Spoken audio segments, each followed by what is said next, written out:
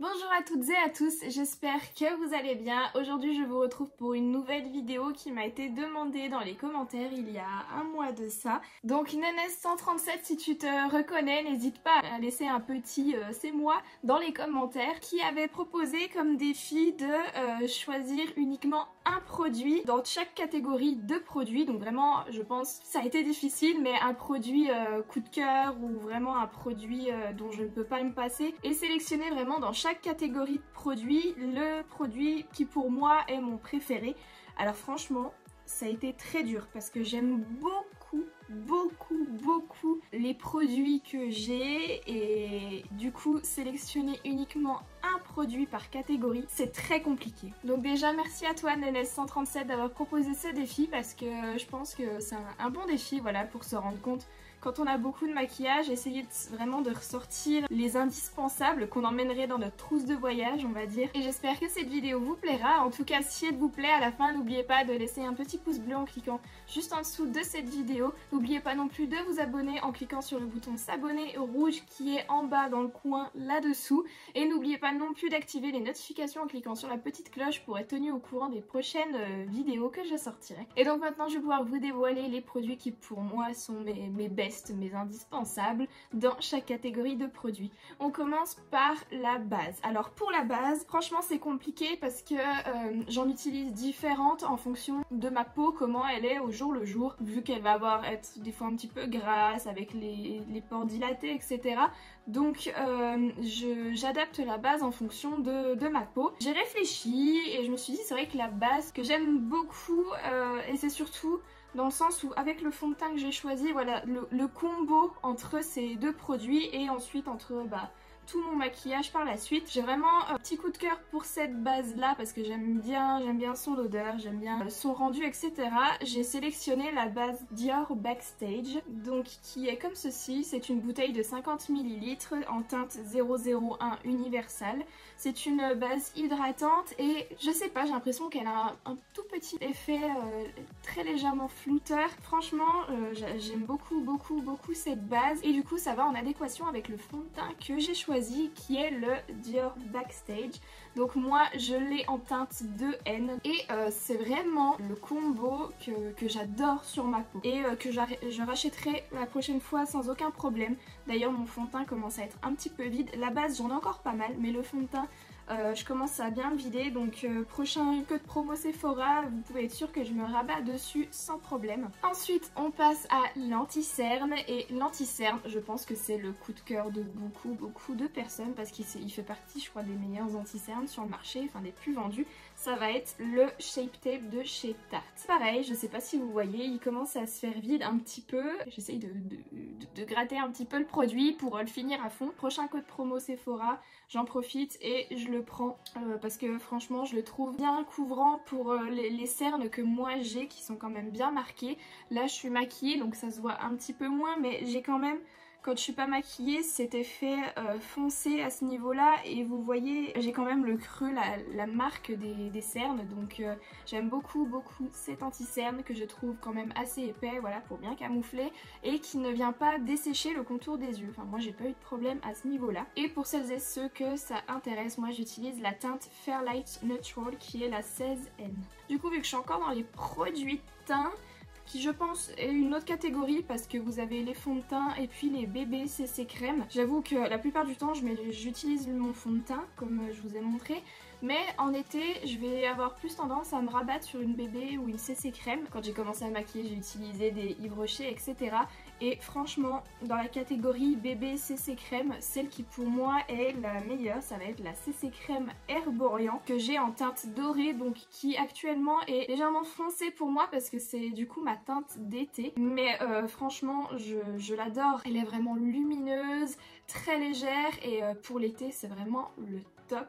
Donc voilà pour moi dans la catégorie, je la mets pas dans la catégorie fond de teint, hein, pas du tout, pour moi c'est pas du tout la même chose, mais dans la catégorie bébé et CC crème, pour moi c'est celle que je garde, voilà, précieusement dans mon tiroir. Ensuite on va pouvoir passer au bronzer. Pour le bronzer, j'en ai essayé quelques-uns et celui que j'aime beaucoup, je pense que ça sera le cas pour beaucoup, et c'est le cas pour beaucoup d'entre vous, Alors vous en faites pas, hein, c'est parce que moi je l'ai dans une palette. C'est le Hoola de chez Benefit. J'aime tellement ce bronzer. C'est la teinte parfaite pour ma peau, j'ai l'impression. Après je sais qu'ils l'ont sorti en caramel et ils l'ont peut-être fait en un peu plus clair. Je crois que ça, là ça doit être la teinte entre les deux. Je sais plus trop, j'essaierai de vous mettre des photos des différentes teintes qui sont disponibles. Mais moi on va dire que c'est la teinte classique qu'ils ont sorti en premier avant de le décliner dans d'autres teintes. Et franchement c'est le bronzer que j'aime d'amour, que j'aime beaucoup.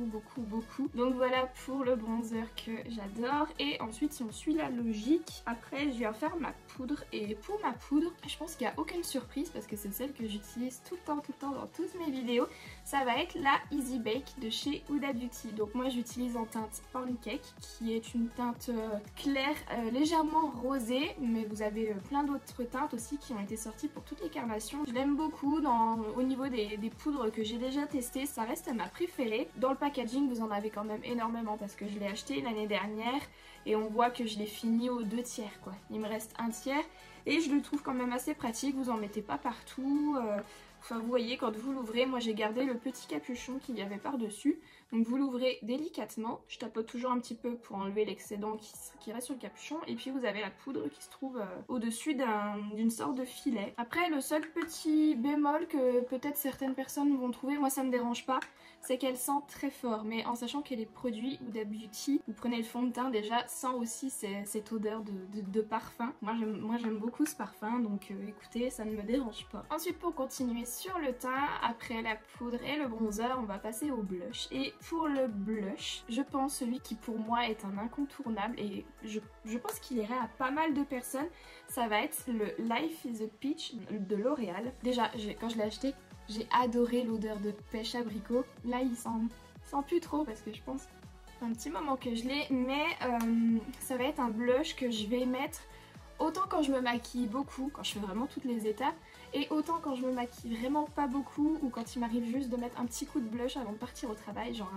j'ai pas trop le temps de me maquiller, bah pour le teint je vais juste mettre un petit coup de blush, un petit coup de mascara et puis c'est tout quoi. Et franchement c'est le blush Bonne Mine qui est tip top. Il est voilà dans les ton un petit peu plus orangé. Là peut-être dans le pan vous le voyez un petit peu flash, mais je trouve qu'il a vraiment un rendu très naturel. Il est légèrement lumineux, mais c'est ce que j'aime dans ce blush, c'est qu'il va pas remplacer un highlighter en fait. J'ai déjà connu des blushs qui sont beaucoup plus lumineux que ça et qui du coup j'aime un peu moins. C'est vrai que je vais plus m'orienter vers des blushs mat. Mais celui-ci sont finis légèrement, mais très légèrement lumineux. Il ne me dérange pas du tout et je l'aime beaucoup. Donc pour moi c'est celui que je sauverai dans tous mes blushs. On peut passer ensuite pour l'highlighter. Et pour l'highlighter, très compliqué de choisir parce que Dieu seul sait à quel point j'aime l'highlighter. Je trouve ça trop beau. Voilà, par exemple j'en ai mis là, je trouve ça trop beau. Et du coup mon choix s'est porté je pense pour la marque, je dirais reconnue un petit peu pour ça. Pour la marque BK, highlighter de la marque BK. Alors celui que j'ai, c'est celui en collaboration avec la youtubeuse Sananas. Elle avait sorti un highlighter BK en teinte Parisian Light qui n'est plus vendu, donc vous ne pourrez plus vous le procurer. C'est vraiment une teinte que j'avais adorée et que j'aime encore beaucoup. C'est une sorte de rose gold et que je trouve vraiment canon et que j'adore sur moi en tout cas. Vous voyez un petit peu le rendu là, je le trouve vraiment trop beau. Et celui-là j'ai vraiment du mal à m'en passer. Donc j'utilise vraiment petit à petit pour pas trop l'user, trop le creuser parce que c'est vraiment mon préféré dans ma collection d'highlighter.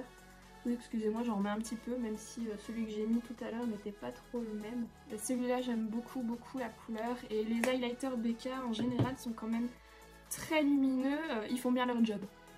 Ils font très bien leur travail. Ensuite, le teint étant terminé, pour les sourcils. Alors, pour les sourcils, j'ai testé les crayons, j'ai testé les pommades. Et franchement, mon combo favori pour les sourcils, ça va être chez Anastasia Beverly Hills. Donc vous allez avoir ce pinceau, alors c'est dommage parce que c'est tout effacé. Je sais plus, de toute façon vous retrouverez la totalité des produits et des liens en barre d'infos. Et du coup j'utilise avec la Deep Brow Pommade en teinte medium brown. Déjà ce qui est génial c'est que vous n'avez pas besoin d'en utiliser beaucoup, donc cette pommade elle vous durera je pense un bon moment. Et ce pinceau je l'aime beaucoup parce qu'il est très fin, donc vous pouvez vous permettre de dessiner des faux sourcils pour vraiment combler et bien retravailler et redessiner vos sourcils. Et après vous avez différentes teintes suivant vos couleurs de poils. Et généralement je viens par faire le tout avec un mascara à sourcils. Alors pour les mascaras à sourcils j'en ai plusieurs, j'en ai des teintés, j'en ai des transparents, fixés, etc. Mon préféré ça va être le Benefit, c'est le 24 Hours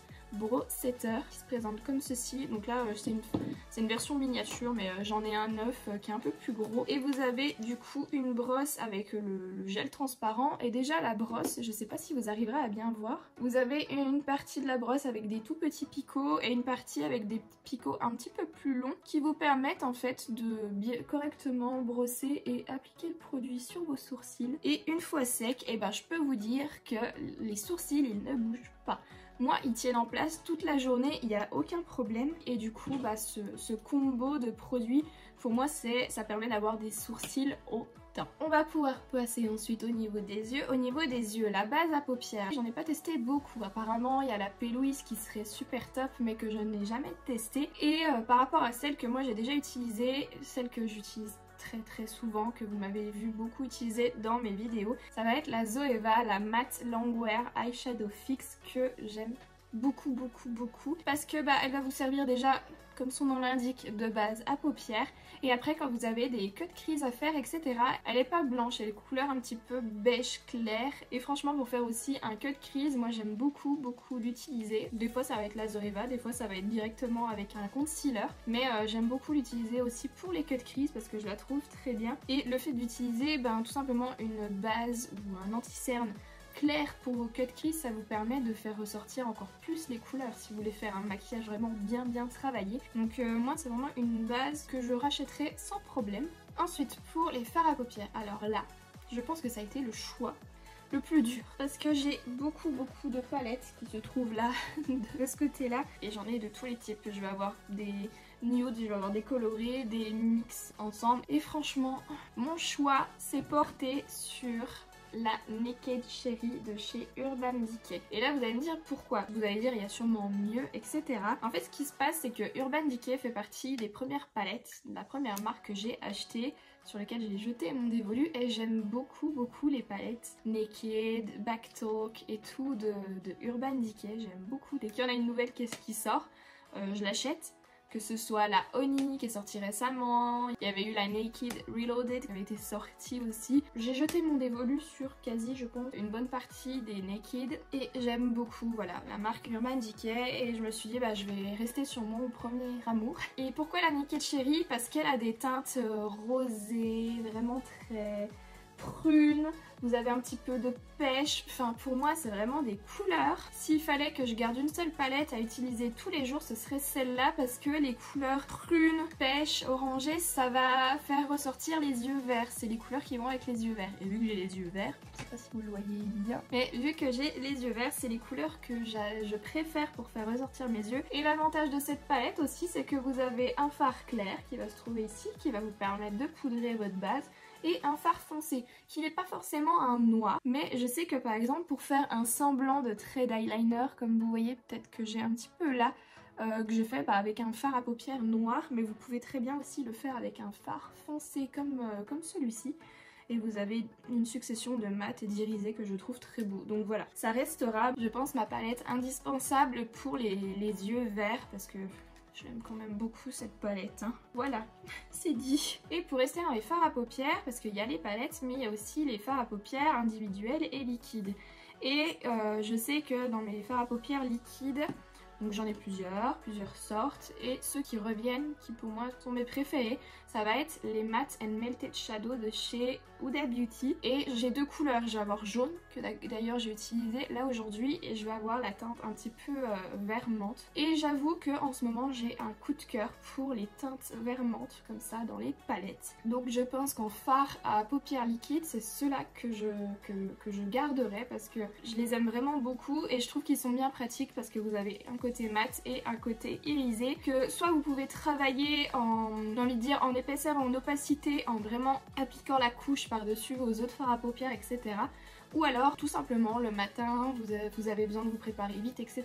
Vous faites 2-3 points de couleur, vous venez appliquer, travailler avec un pinceau, c'est estompé, ça reste une jolie couleur assez diffuse, et puis bah, votre maquillage est fait avec un mat et un irisé pour apporter de la lumière. Et voilà, je garderai celui-ci avec la teinte un peu vert menthe que je trouve vraiment très très joli. Ensuite au niveau eyeliner, alors eyeliner, voilà, vous verrez c'est mon choix, il y en a peut-être des meilleurs mais j'en ai pas testé énormément. C'est surtout parce que je ne fais pas énormément de traits d'eyeliner, j'ai toujours eu du mal, j'ai toujours trouvé ça hyper long à faire, faut réussir à faire le même de chaque côté, etc. Donc j'ai toujours trouvé ça galère. Après des fois il m'arrive de me lancer dedans et quand je réussis, je suis vraiment très contente. Donc c'est pour ça que j'en ai quand même un petit peu dans mon stock.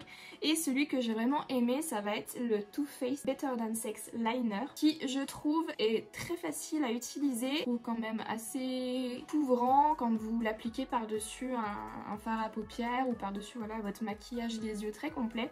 Donc moi je l'aime beaucoup quand même celui-ci, même si je ne suis pas une pro en eyeliner. Ensuite pour les mascaras, là je peux vous dire que les mascaras, j'en ai testé beaucoup parce que pour moi c'est le truc, j'adore énormément le mascara. Ça va être le Dame Girl de chez Too Faced. Franchement, j'ai testé le Better Than Sex qui pour moi reste un mascara si vous voulez garder un effet assez naturel. Et le Dame Girl, franchement, il donne plus de volume, plus de longueur. J'aime beaucoup sa brosse comme ceci, je l'adore. Pour moi, là j'ai une version miniature, j'en ai une autre aussi qui n'est pas ouverte. Donc je continue d'utiliser mes versions miniatures parce que c'était des échantillons que j'avais eu dans les commandes Sephora, etc. Si je ne devais, voilà, racheter qu'un mascara, garder qu'un mascara, ce serait celui-là parce que j'adore l'effet qu'il donne à mes cils. C'est vraiment mon préféré au niveau rendu, il est vraiment top. Je le trouve vraiment super top. Ensuite, on va passer aux faux cils. Alors aux faux cils, vu que j'en ai pas forcément, j'ai pas testé les marques connues. C'est vrai que les premiers que j'ai achetés c'était sur Wish, etc. Je pourrais pas vous dire que c'est cette paire-là qu'il faut acheter parce que je ne suis pas une experte en faux cils.